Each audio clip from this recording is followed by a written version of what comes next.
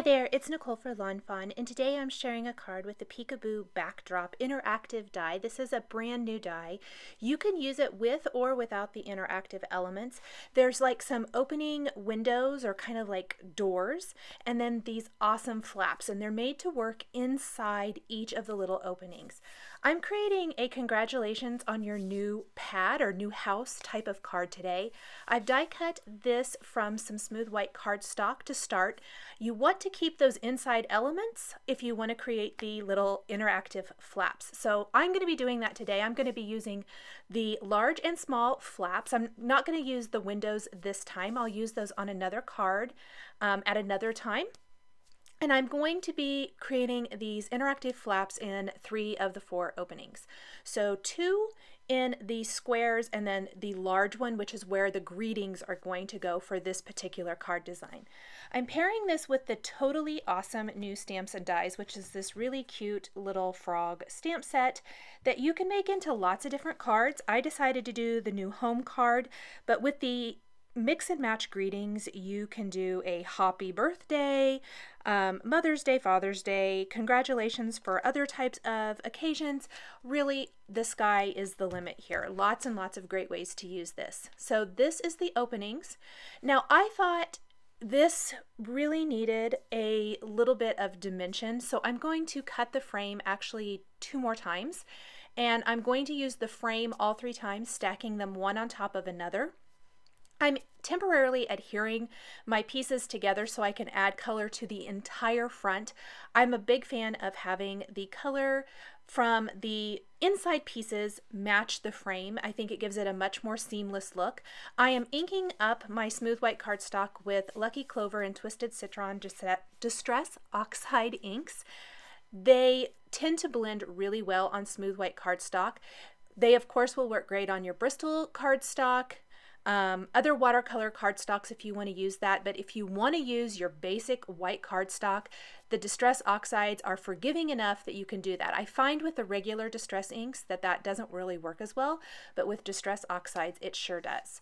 So I started with Lucky Clover, and then I'm going to blend in some Twisted Citron and then kind of go over it with my Lucky Clover inking tool without really adding additional ink to that, because I don't want to completely cover up the Twisted Citron, but it's really bright and I think it blends a lot better if you just kind of go over it really lightly with your Lucky Clover ink, especially for this.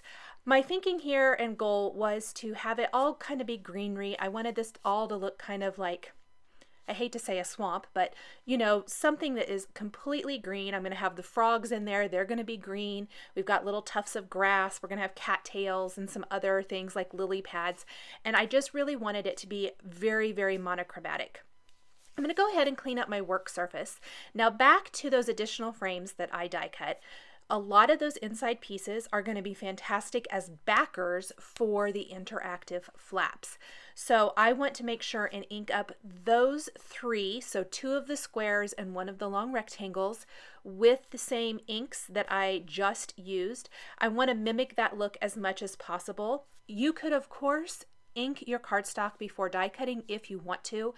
I often really like to do it afterwards. That's why I temporarily adhered them together, because I can see straight off where all of my die cut elements are, right where I want to put the ink, and it gives me a much better idea than trying to guess where that stuff might fall on the cardstock. I did spritz everything with water from a distress sprayer to add some great oxidized look to the background where the ink wicks away where that water falls on the paper.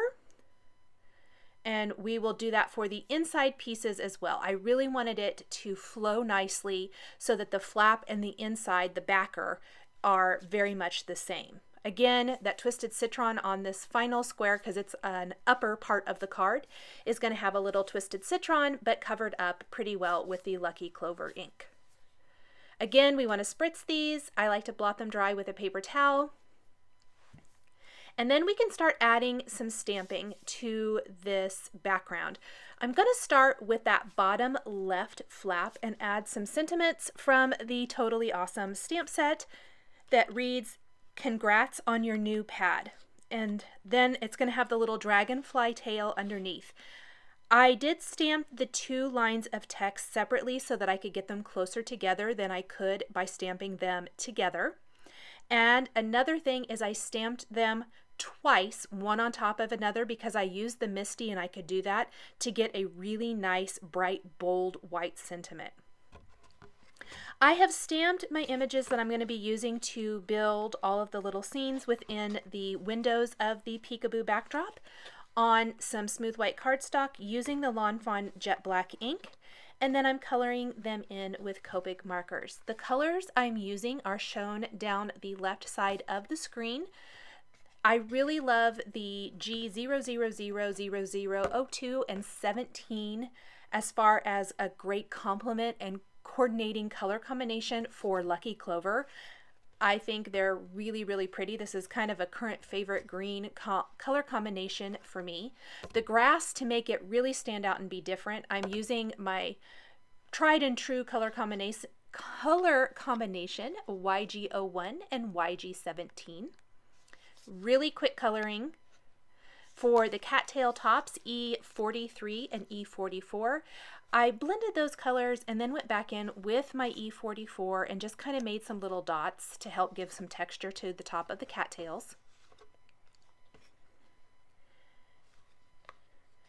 Go ahead and blend just a little bit more on the grass pieces there. And then I'm going to color in the rest of my frogs.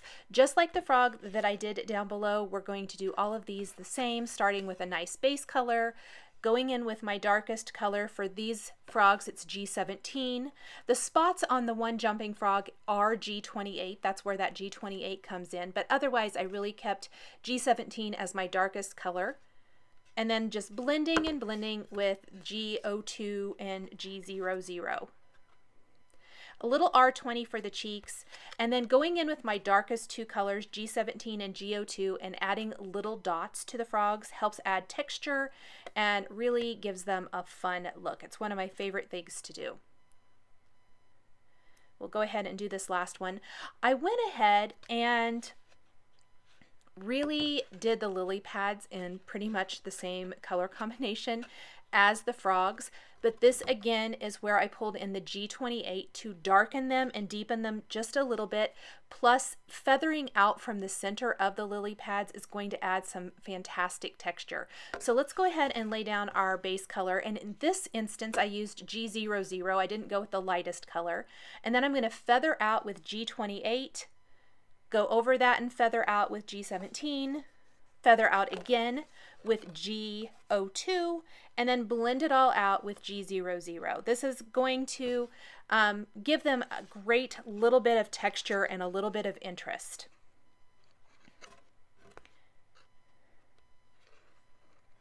And I think we just have the little flower here, which I'm going to color in with RV52 and 55 with some of the green colors.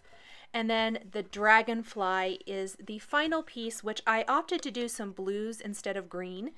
And we're going to use B000 and B02. This is a really small image. Once all the coloring's done, I'm going to die cut the images with the coordinating dies. I've got a little score tape on the back of one of my white frames that I'm going to peel off because it's a pretty thin line, so I think the 1/8 inch score tape works fantastic. I'm going to adhere that to the front of a white side fold card base and go ahead and replace the little backer pieces inside. So this top right is actually going to be the scene. This one is not going to have an interactive element, but the rest are, and we want to put those little backer pieces all inside here. And then we will stack the remaining two frames on top, adhering them with score tape as well. Finishing with the frame that we've inked. Make sure that's lined up perfectly. You can see it's got some nice dimension. Now I don't want to adhere the flaps yet. This is going to be a great guide to know where to put all of my images, but I do want to do some stamping on those. And if I adhere those now and add the elements underneath, it's going to give me an uneven surface for stamping, and it's going to maybe not turn out great. And I don't want to ruin that part of the card and have to redo that. So I'm going to stamp those and then adhere those to the card. I'm going to go ahead and build the scene in the top right corner of the Peekaboo backdrop first. adding all of the little images. This one is a really full frame, just because it's the only open frame, and really it's the majority of the images on the front of the card. The other two flaps are just going to feature some cute little texts, maybe a little fly, the dragonfly, and then the sentiment. So this is really what you're going to see when the recipient will see when they open or take the card out of the envelope, and then you have to open the flaps to see all of the other cute little things going on. We'll add the last little frog here. Now these two square frames are just about finished. I'm going to customize these with the Open Me greeting from the Push Here stamp set. Oh, I'm adding some flies to one of those squares. But the Open Me greeting from the Push Here stamp set is going to be great. The Lift the Flap works really well for these flaps. So I'm going to do that on the two square frames. Add Open Me with Versamark ink, heat emboss with white embossing powder, and that is really going to let the recipient know that this is an interactive type card to open up these little flaps. We'll do this on both. On the flap, the long rectangle flap with the sentiment, I decided to switch it up and use the Lift the Flap instead of Open Me. I thought using the same one on all three was just too much. So I went ahead and used Lift the Flap because I feel like that little dragonfly trail really kind of leads to that and works really well. I also opted to do this in white rather than black ink. I thought if I did it in black, it really would be, look, here's the text. The white blends into the card design a little bit nicer than a black or black text would. Go ahead and put that all away. Now there is a cute little sentiment from the Totally Awesome stamp set that reads Ribbit. Again, I don't want to take away from the design of the card, so I'm going to stamp this with the Lucky Clover Distress Oxide ink in first and second generation stamping on these two flaps. I think that complements the design really nicely. We'll even add another little fly to this upper flap for the upper left corner, and then we can start adhering the flaps. I did add a little Y19 to the fly's wings just to give them a tiny bit of color. There is a coordinating die for that. I just opted not to use it for my card today. Just like I did for the frames, score tape is going to be great here. It's nice and thin, the 1/8 inch score tape. I'm going to go all the way around all four sides to avoid that flap, peel off the backing paper, and then pop these in place. So just grab all of those little backing pieces and there, push it down in place really well, and there is the cute little scene that you see when you open the flap. Now on the final one with the sentiment, I wanted to put a little additional text inside this one, and instead of adding any more images, really, I did add a cattail and a grass, I guess, and a little fly. I decided to add the text Totally Awesome. I want to stamp that before I add the window, because I don't want that to get in the way and maybe mess up the stamping. So I'm going to stamp that with Versamark ink, heat emboss with white embossing powder, and then add my greetings. Just like before, we're going to glue the frame down with score tape on all four sides so that it really lays nice and flat inside those frames. If you wanted even more dimension, you could definitely die cut the frame from Fun Foam or add foam adhesive if you want to.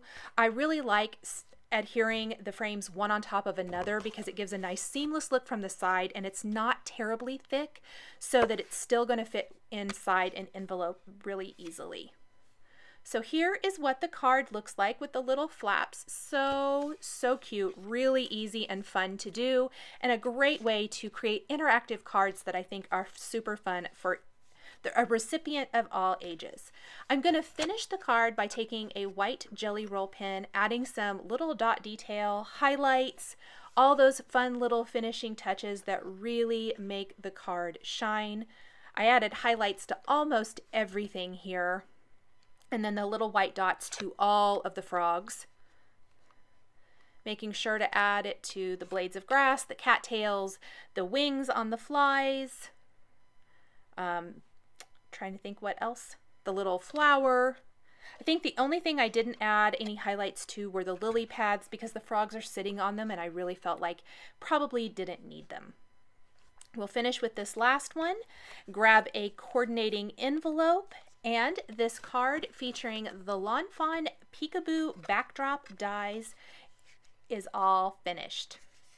Thanks for joining me today for this card featuring new stamps and dies from Lawn Fawn. The supplies I used to create my card are listed and linked below the video here on YouTube. Here are a couple more videos featuring Lawn Fawn stamps and dies that you might be interested in. Please subscribe for weekly card making and stamping videos. Thank you so much for joining me today, and we'll catch you next time.